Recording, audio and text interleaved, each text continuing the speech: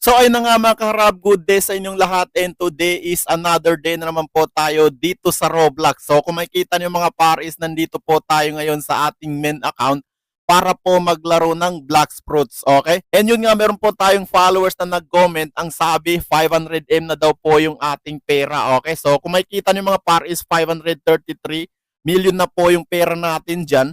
And then yung fragment po natin is nasa 314k. Okay, so medyo marami na din. And ituturo ko po sa inyo yung dalawang paraan ko para po tayo ay makapag-ipon ng ganyan kalaki. Actually, kahit nahigit pa dyan yung gusto nyo, is makukuha nyo sa madaling paraan lang, okay? And lilinawin ko lang po sa inyo mga bossing, kung hindi nyo pa po napapanood to sa iba, kung sa akin nyo pa lang napapanood to, is i-like nyo naman po yung ating video, okay? So, ayun na nga, bago natin simulan yun mga paris, magro-roll na muna tayo ng fruit dito, kasi nga kapag makakuha po tayo ng magandang fruit, katulad ng legendary or mythical, is ipapamigay natin sa inyo.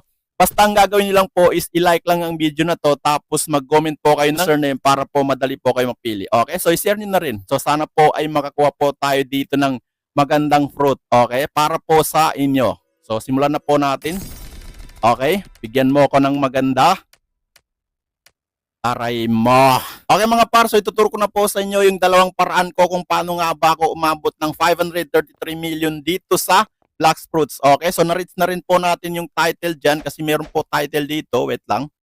Okay, ayan, kung makikita nyo po, ang nakasulat dito is the richest in the world. Okay, so ang gagawin natin mga paris, pupunta lang po tayo sa Tiki. Okay, para po maghahunt po tayo ng CBs. Okay, so pero bago nyo gagawin yun mga paris, meron po tayong dalawang paraan katulad po ng sinabi ko.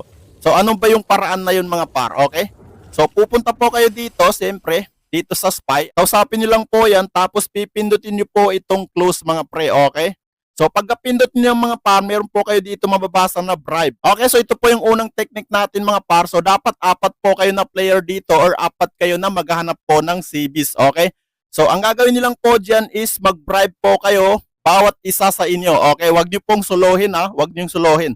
So, kailangan nyo lang po dito magbayad ng 4 na beses. Okay, so after nyo magbayad ng 1,000 fragment bawat isa sa inyo is ganito po yung kalalabasan. So, magbabayad po tayo para po makita nyo. Pero yun nga, katulad ng sinabi ko is hindi nyo po pwedeng soloin to. Okay, gagawin lang natin to para po sa ating content. Okay, and kung makita nyo po dito, ang fragment po natin is nasa 314k. Okay, so ang gagawin natin dyan mga par is magbabayad po tayo ng 4 na beses, which is 6k naman po yung total na fragment na maibabayad natin. Okay, so click lang natin to. Okay, so yan, nakapagbayad na po tayo ng isa. Tapos magbayad ulit tayo, okay? Magbayad pa po tayo ng isa. Ayan, 2 beses na po mga pre. So magbayad pa po tayo ng 2 pang beses, okay? Pindutin lang natin yan. Ito na po yung pangatlong beses natin magbayad mga para, okay? So isa pa pong bayad. Okay, ito na po yung huli natin bayad para po mapalabas yung Leviathan. Okay, so check lang muna natin. Ayan, kung makikita nyo mga par, ang nakasulat dito is the Leviathan is out of there. Okay, so siyempre, lumabas po yung Leviathan pero hindi po yan yung pakay natin. Okay, hindi po yan yung pakay natin kasi nga hindi po tayo mag-hunt niyan. Ang gusto lang natin i-hunt is yung CBs mga pre. Okay, so ito po yung unang technique na gagawin yung mga pre. Okay, so para naman po sa pangalawang technique mga pre, is pupunta lang po kayo dito sa server mga pre. So maghanap lang po kayo ng mga server dyan kung kayo po ay solo player ha. So dito po sa pangalawang technique natin is solo player po kayo dito, wala po kayong kasama. So ang gagawin nyo lang po is maghanap lang po kayo ng mga server dito na meron na pong nakapagbayad. Okay, so basahin nyo lang po dito sa close mga pre, and then babasahin nyo po dito. Kapag ganito po yung mabasa nyo, ibig sabihin po is hindi nyo na po kailangan magbayad dahil nga po meron na po nakapagbayad. Okay, so may lumabas na fruit sa atin mga pre, ano, fruit detected.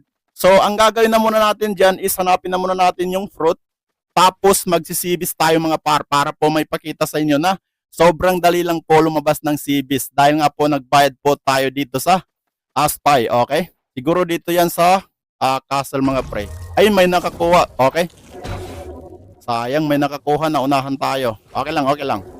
So ang gagawin natin mga par is mag-CBs po tayo. Okay, so maghahunt po tayo ng CBs. Lalabas lang natin yung ating fastbot. Okay? Ayan. So, ito po yung pinakamadaling paraan kung paano po kayo makapagparami ng pera nyo dito sa Blacksprout. Okay? So, hindi nyo po kailangan gumamit ng scripts or kahit na anong zits mga par. So, ang kailangan nyo lang po is mag-CBs lang po kayo. And then, i-click nyo lang po ito para po makita nyo kung saan lugar po kayo. Okay? So, meron pala akong maidagdag na tips sa inyo mga pre. Okay? Wait lang. Ayan o, kita nyo ba? Sabi ko sa inyo, madali lang lumabas yung CBs. So, patayin natin yung CBs na yan, par. So, ganito po yung sinasabi ko sa inyo. So, kapag nakapagbayad kayo dun sa SPY is sobrang dali lang po mapalabas yung CBs. So, hindi niyo po kailangan maglibot ng maglibot para lang po makahanap kayo ng CBs. Okay? So, patay lang natin yan. And ang kagandahan dito kasi sa akin, sa account ko is naka times 2 po ako mga pre. Kaya mabilis lang po tayo magkapera. Okay? And dun po sa times 2 money is hindi ko po recommended yon kasi nga po kailangan nyo po gumastos dun ng Robux. Okay? So ako kasi is trip ko lang talaga gumastos ng times 2. Okay? Pero kung di nyo naman afford is gawin nyo lang po yung technique na ginawa natin which is kailangan nyo lang po magbayad bago po kayo mag-CBs. Okay? So patay lang natin yung CBs na to. Medyo matigas. Okay? So before tayo mga par. Para mabilis. Okay. So, patay na yata. Yan o. Tapos, nakakuha pa tayo ng fragment. Ayan o. Kita niyo ba? 150 fragment to yung nakuha natin dyan. Okay. Saan na yung sasakyan natin? Yun o. Okay. So, meron pa po tayong konting tip mga pre. Kung kayo po ay nasa 1,500 lang po yung level nyo, is ang kailangan nyo po is dapat naka-shark kayo or naka-shark rest kayo. Okay. So yung mahirap dito yung kidlat. Pag tinamaan tayo, nahulog talaga tayo sa ating. Ayan o, kita nyo ba? Meron naman po tayong rambling dito na lumabas. Ayan o. And then, another tip na gagawin yung mga par is dito lang po kayo tatama sa gitna kapag meron pong lumabas na rambling. Okay? So katulad nito, 3 CBs po yan. So kailangan nyo lang po mag-damage dito sa gitna para po matamaan nyo lahat ng CBs. Okay? Mas maganda kasi dito is Angel mga pre kasi napakabilis bumalik ng buhay ng Angel. Okay? So gamit po kasi natin ngayon is gold. So medyo nahirapan ako. Ayun o, patay na yung isa. Ayun, patay na yung isa. Ay yung dalawa. Tapos, uy, naglalag pa ako. Wait lang. Okay? So napakaswerte, rambling pa yung lumabas. Okay mga pre, so nasa Danger 5 na po tayo and then wag lang po tayo pasok doon sa Danger 6 kasi masyadong madilim doon. So babalik lang tayo ng konti. So 4-5 lang po yung area natin dapat para po hindi masyado madilim. Okay? So yun, lumabas na naman po yung CBs mga pre. Ano? So napakadali lang talaga mag-CBs mga pre. Tapos naka times 2 pa tayo dyan. Okay? Wait lang. Okay, patay lang natin to. Okay, focus lang tayo sa CBs. Yun, nice one. Ayan o. And kung makikita niyo po dito yung ating level mga par is max na po ako. Tapos ang gamit natin is Leviathan Shield. Okay, so yan po yung gamit natin. Sa mga hindi nakakalam yung Leviathan Shield mga pre is napakaganda nito. Kasi para ka lang din naka-Shark B1. Okay? So kapag tumalon po tayo sa tubig, ayan o. Kapag tumalon po tayo sa tubig, ayan, kita nyo ba yung buhay natin dyan? Di masyado nababawasan dahil nga po sa gamit natin accessories na Leviathan Shield, okay? So kapag alisin natin yan mga par, okay? Pakita ko lang sa inyo. Kapag inalis natin yan mga par, tingnan nyo yung buhay natin. Ayan o, kita nyo ba? So napakabilis lang maubos. So kailangan po natin gamitin yan para po hindi tayo mamamatay sa tubig, okay? Pero kung kayo po ay nasa 1,500 pa lang po yung level nyo, katulad nga ng sinabi ko, is gumamit lang po kayo ng Shark Crest, okay? Para po di kayo mamamatay sa tubig. So, kailangan po is ipalevel nyo po yun or gawin nyo pong V2 or di naman kaya is V3 para po mas matigas. Ayun, nakapasok na nga tayo sa 6 mga pre, balik lang tayo sa 5. Katulad ng sinabi ko, kapag nakapasok tayo sa 6 is sobrang dilim doon. Uy, may CBs na naman, okay? So, patay natin yan mga pre.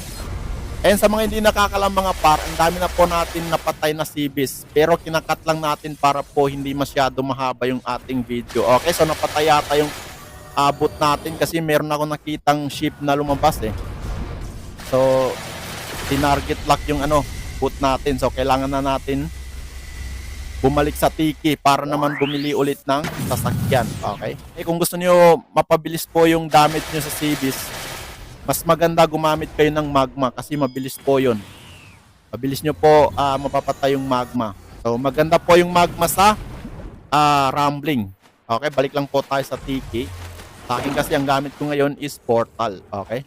So, bibili lang po tayo ulit ng boot para po maganap pa po tayo ulit ng Seabees. Okay?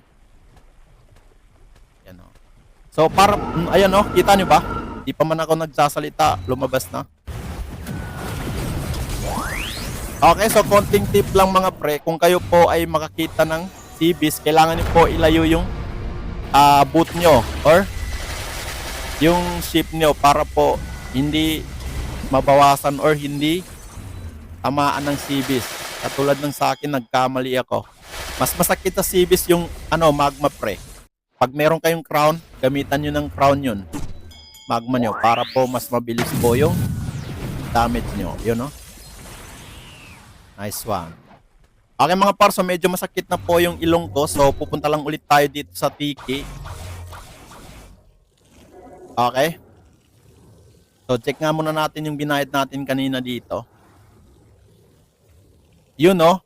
So hanggat nababasa nyo pa ito mga pre, is pwede pa kayo mag-Seabees mga pre. And ayun na nga mga karap, na ituro ko na po sa inyo yung dalawang paraan or dalawang technique na gagawin nyo kung paano po kayo makapag-ipon ng pera dito sa Bloxfruits. Okay?